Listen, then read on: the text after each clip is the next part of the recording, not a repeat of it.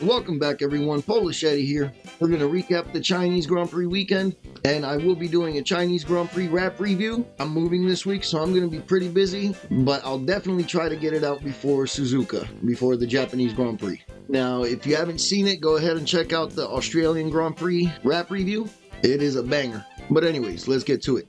Here we have the qualifying order for the sprint race. Here are the points finishers for the sprint race. Hamilton, Piastri, and Max finishing top three in the sprint race. Hamilton getting his first pole position and, you can say, victory for Ferrari. Qualifying for the main race on Sunday, where Oscar Piastri got pole.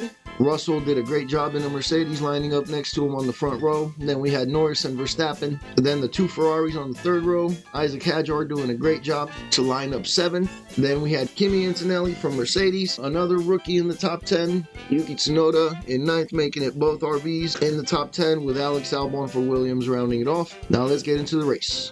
Oscar Piastri holds off Russell by giving him a little squeeze. Russell losing that position to Lando Norris in the first turn. Charles Leclerc had a snap and almost took out Lewis Hamilton. From that point on, Charles was missing his left end plate, and we saw Max drop behind both of the Ferraris. Clearly Red Bull not being a great car this year.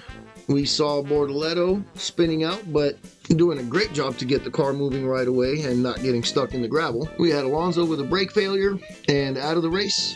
We saw a pretty risky overtake by Esteban Ocon, crop dusting his way past Kimi Antonelli. Then we had Lando Norris coming out of the pits into a Strussel sandwich, eventually ending up behind Russell since he just came out of the pits and had pretty cold tires.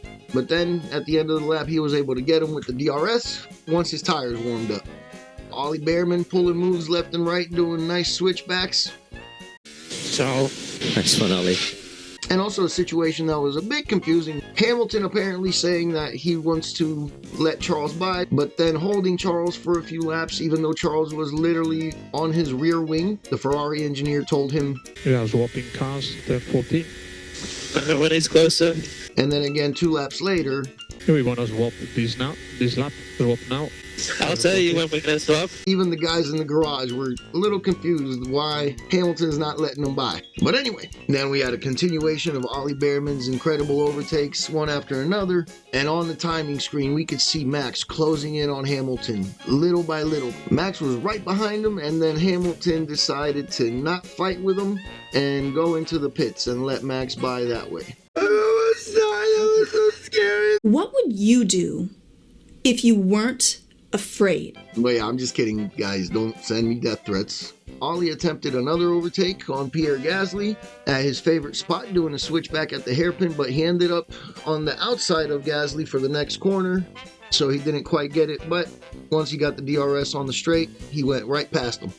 Then we had Yuki Tsunoda with a damaged front wing. Wait, front wing damage from what?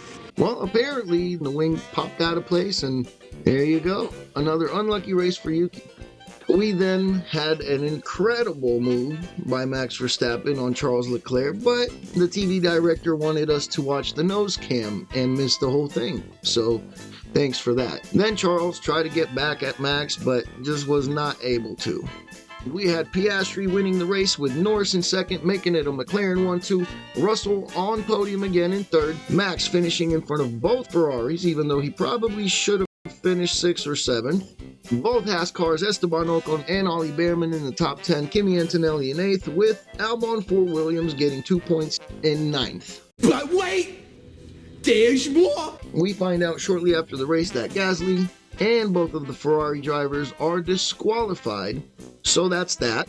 Esteban Ocon goes up to 5th. Antonelli up to 6th. Albon finishes 7th now. Ollie Behrman in 8th, getting 4 more points for Haas. Haas went from getting 7 points to 14 points, doubling their points. Very good day for Haas. Very bad day for Ferrari. And now we have Stroll in the points, and Sainz getting 1 more point for Williams. But anyways, that's about it, guys. Like I said, I will be moving this week. I am going to try to get something out before the next race. I'll definitely be working on the Chinese Grand Prix weekend wrap review. So I'm going to try to get that out as soon as possible. You guys have a good one. Take care of yourselves. Ciao.